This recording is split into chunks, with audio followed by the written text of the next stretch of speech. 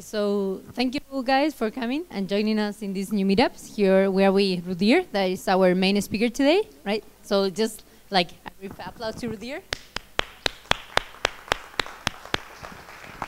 Thank you. Okay, so Rudir, you're gonna talk about like hackers and breakers, or you're gonna focus, for what I understand, about like security and the importance of that. I know your startup is also about security. You're from Round 7 Startup Chile. So I would just like make a brief, that's my intro, and then you can just like continue.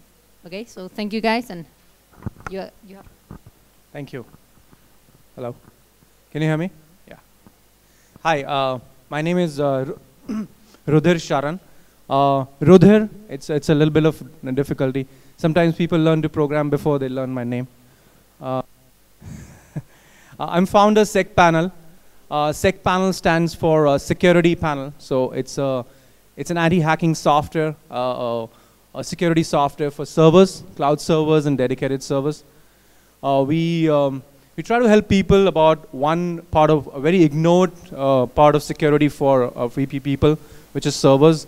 And the product basically helps them without having the knowledge of security or technology to be able to secure their systems. So what I'm going to talk about is is actually a non-technical talk. It's not technical. I'm going to just do a rhetoric questions about how hackers and deviants and the culture of hacking and deviance is related, and then come to how hack testing is important for software. So the idea is just to make you start thinking about these things. If I'm able to do that, and I'm probably successful. So what do you think is common in these companies? I see a lot of people are using Mac here. So we're all familiar with an Apple. A lot of them use iPads and iPhones. I'm sure most of you would have used Microsoft at some point of time. Y Combinator, Reddit is a very successful site. The common trait is that people who created these companies actually were hackers. And some of them, at some points of time, broke laws. Surprising?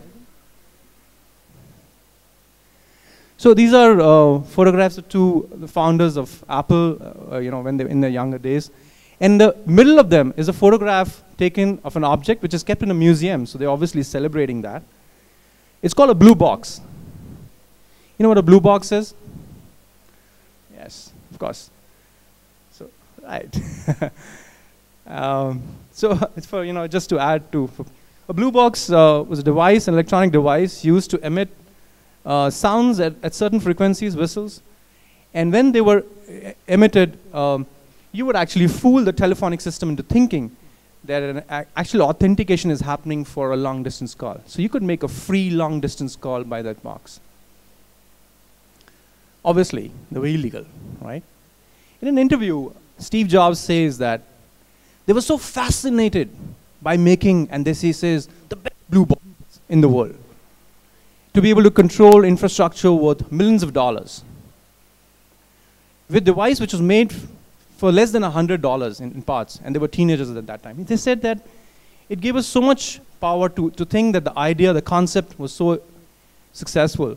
And in fact, he says something which will be very surprising to some of us. He says, and I quote verbatim, "If we hadn't made blue boxes, there would have been no Apple." Now that's a little strange, isn't it? Let's look at another photograph of another object in another museum. That floppy disk you can see, I don't think anybody uses floppy disk, actually contains 99 lines of code of a so-called worm created, which was actually created by a gentleman called Robert Morris, who's one of the founder partners of Y Combinator. He wasn't trying to hurt the internet. That was not his intent.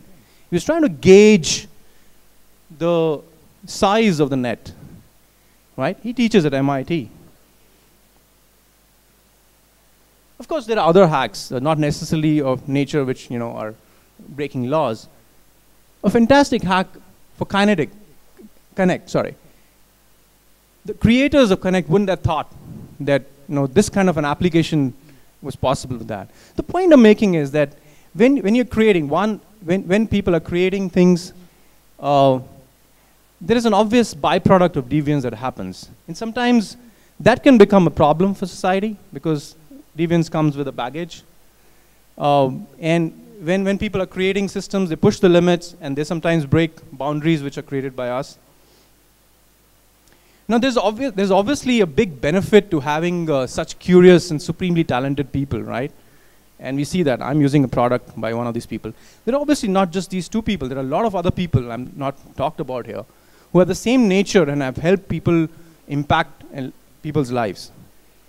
Unfortunately, they do not always follow rules. So this is a very, I don't know if you guys have probably seen one of the earlier ads of Apple. People who are crazy enough to think they can change the world usually do. So if you look around, there are societies and environments wherein deviance is intolerant. It's not tolerated at all. A classic example is a school, right? We all say, oh, it's a great job to create something like Apple, but at the same time, you don't really appreciate that in children. On the other side, startups and creators, they have an environment where they not only tolerate but encourage deviance, and probably that's one of the reasons why they are the center of so much of innovation. So the question is that can you actually have positive deviance? Can you actually control them? Can you instill a moral compass so that you can not only encourage people to create, but at the same time, you really don't create so much of a chaos? So let's talk about one kind of a deviance which is more closer to my heart, which is information security. So what is a secure system? This is a very old saying by somebody from law enforcement in the US. So something which is secure is only which is shut down and dug deep inside, and probably then also it's not secure. So there are no secure systems, right? And anybody who's been in information security would know that. And every day we are actually constantly seeing examples of that. Technologies and systems which are touching our lives and which are very good. People are finding vulnerabilities in them, and there are security holes being found in them. In an era today when technology is impacting our lives much more than ever before, our health, our wealth, our individual identity, security, everything is impacted today. It becomes supremely important to secure a system or systems which are inherently flawed. Let's look at this video.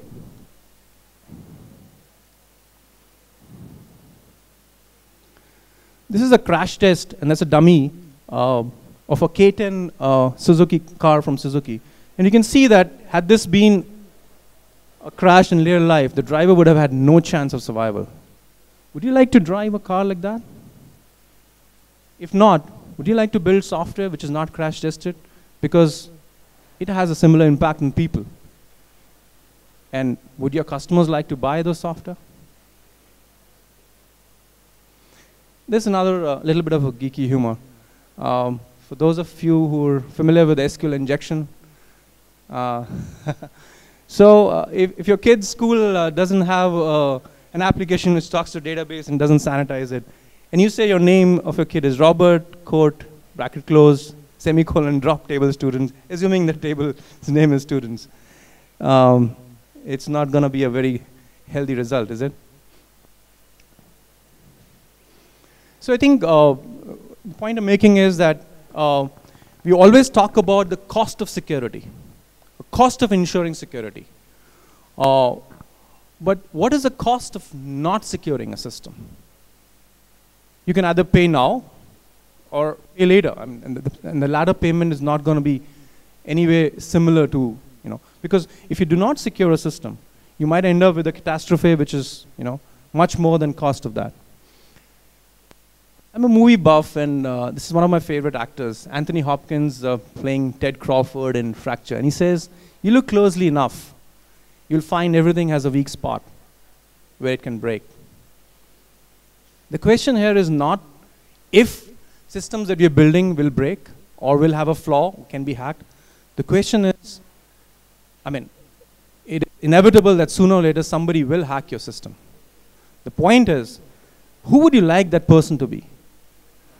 Somebody who has a right moral compass, somebody you can control, or somebody who is going to sell that vulnerability in the underground. So hackers are like crash testers, right? We can use them. And there's a concept of ethical hacking, which basically means you can employ people who are highly talented and have the knowledge and like to do what they're good at, and help them test your systems, help them make sure that you remove vulnerabilities and improve the threshold for your software. I would go forward and say, ahead and say that one should build a culture of encouragement, probably by groups and meetups, wherein you're actually acknowledging vulnerabilities found by hackers into systems. Because they are working for you, right? If you're using a banking or a finance system or a business product, and you do not know a vulnerability, and a vulnerability has been found by somebody else who doesn't really have the right intentions, then that can mean a lot of loss and probably even the closure of businesses. So one should also be in the concept of rewarding whistleblowers. Whistleblowers meaning people who flag vulnerabilities. Well, it doesn't always happen, but it happens most of the times. But not persecute them, but actually acknowledge them. If you see, a lot of companies actually have what are called bug bounty programs, wherein they actually encourage people, and some of them pay them cash or kind for vulnerabilities that they can be found in the system. There is no loss of prestige from saying that there was a vulnerability and somebody flagged it out. I think the right thing to do is to go ahead and flag it and then give credit to that person if you cannot reward that person. So that is one part of it. When you're securing a system and you're saying, okay, if somebody finds a vulnerability, I'm going to reward it, I'm going to create a culture. But at the outset, I would recommend that you actually have security as part of a process and not be a checkpoint of quality at the end of the software development. Because if you don't, then the cost of development is going to be much higher, the time to delivery is going to be higher, and sometimes you can really have some really rude shocks. Just an example, if you're, let's say, writing a PHP code and you do not sanitize inputs, and you write 20,000 lines of code and then you come back and try to fix that, that's going to be a much bigger problem than it being a part of your development process right from the beginning. So I don't know, most of us probably would have applications, online applications, either business to business or business to consumer. I mean, this is a irregular security chain that affects us. So if you look at it, if you're hosting a site or an application, parts of your physical layer and network layer are mostly taken care of by your data center. So if you're using Amazon or Rackspace or Software, they would take care of that part of the security. The OS and the system layer is something which is your responsibility, mostly speaking. Unless, of course, using a cloud service wherein they would take care of the kernel. The application layer is, of course, your responsibility, even if you're using components outside or you're using, you're doing development or you're marrying both together. One of the neglected parts of security is the local area network. Like we're sitting here in an environment, right? 100-odd people working.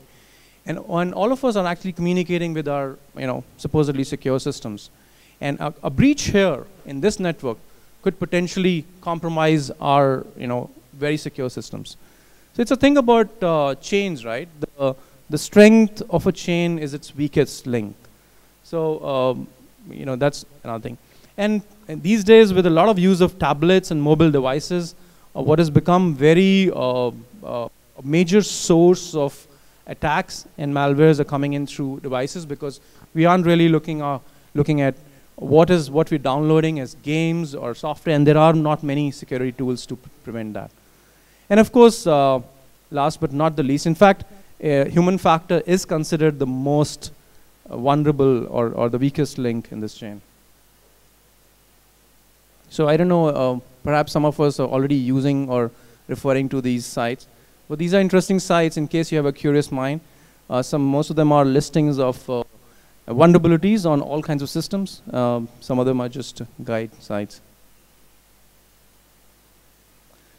So just to end on a lighter note, some of my favorite hacker movies, not necessarily Inception, In the Mind, and Matrix. One of the books that, if you're curious about security, that you would want to read is takedown. It was written by a Japanese-American information security consultant, Tsutomu Shimomura. Sorry if I'm. And basically, he helped the FBI track and catch hold of Kevin Mitnick. And if that rings a bell, Kevin Mitnick is one of the most, quote unquote, famous hackers of all time. So thank you. And what I would like the next time around is to do a more tech session, in case you all are interested. Probably we can do one of these first and the other one next. Server security and what it means and how you can handle issues. And then we can refer to or look at one application security module, like start with SQL injection and what you can do to prevent that. And here's where you can find information about that. It's meetup.com/startupchili. So thank you so much for listening through. I also want to thank Mridul for helping me with the presentation, and Robert, wherever he is, both for the feedback. Thank you.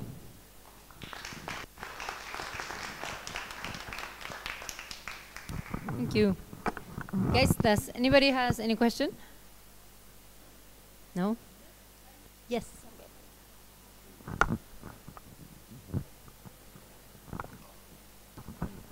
Yeah. Do you know if there is any product startup or website where you can, just enter your website and it just tries to hack the website naturally or by some algorithm or some sort of thing?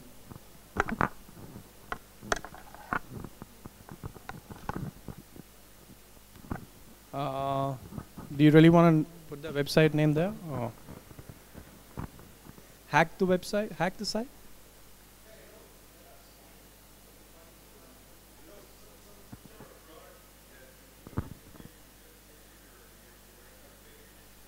Okay, so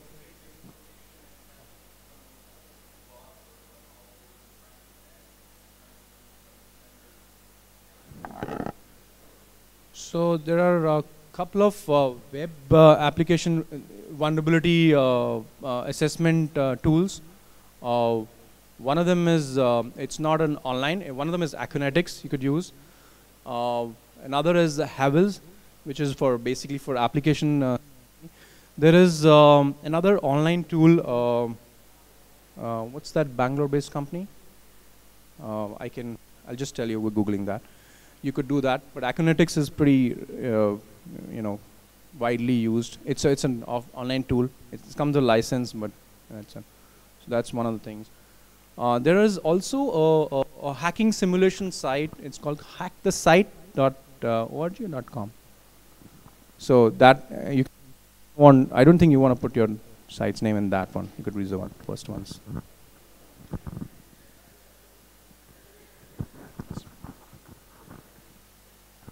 Yes, I like what you had to say, and I was curious to know what's the damage that these hackers are doing in terms of dollars. How much it's costing the world to deal with hacking, especially bank fraud and so forth. Sorry, so you're saying what are these people charging for?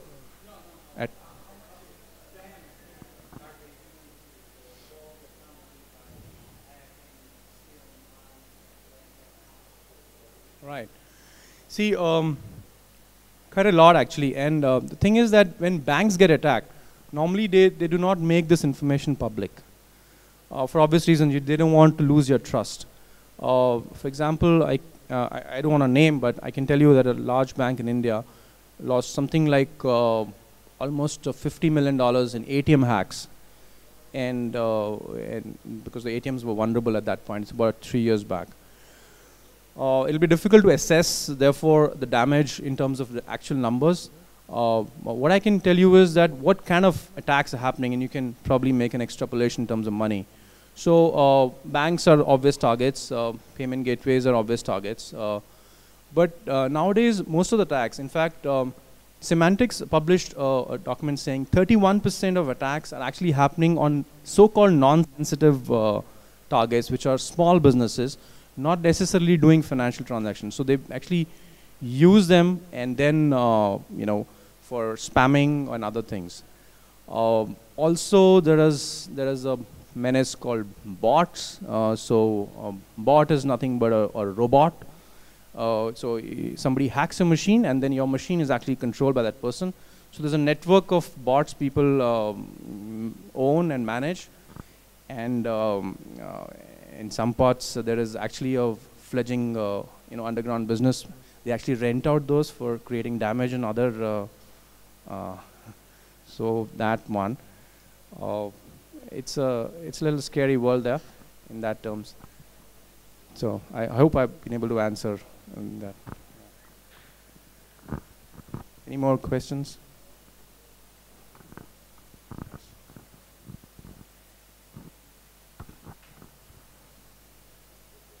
With your experience with SecPanel, which was the worst attack you had ever seen? Which was just, angry attack. You mean on one of our customers? Okay.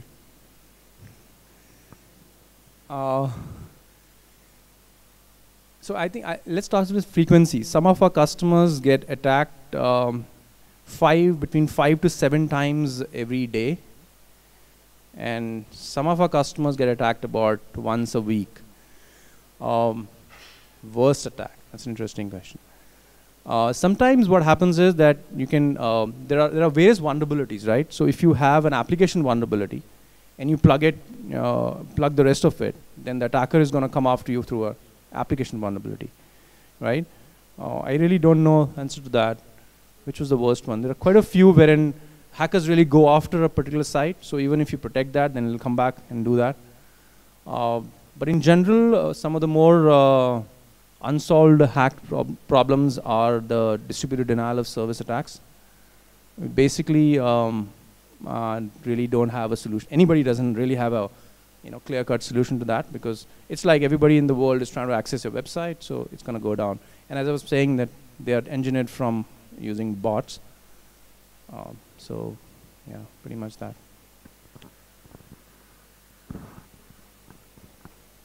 So I'll do a little bit of shameless promotion. One of the features that we built recently was that, so we have about more than 2,000 servers who use us. It's actually also a good feature apart from it being promoting us.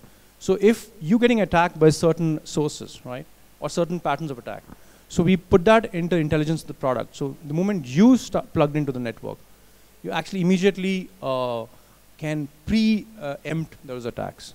So our experience is that at least even in our network, about 60% of attacks are happening from the similar sources, and they're happening in the first 24 hours.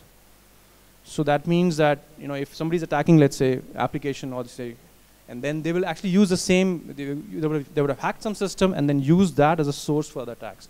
So that has been able to, help to a certain extent. Yeah. Yeah. Would any other questions with that? Any more questions? Okay. Thank you.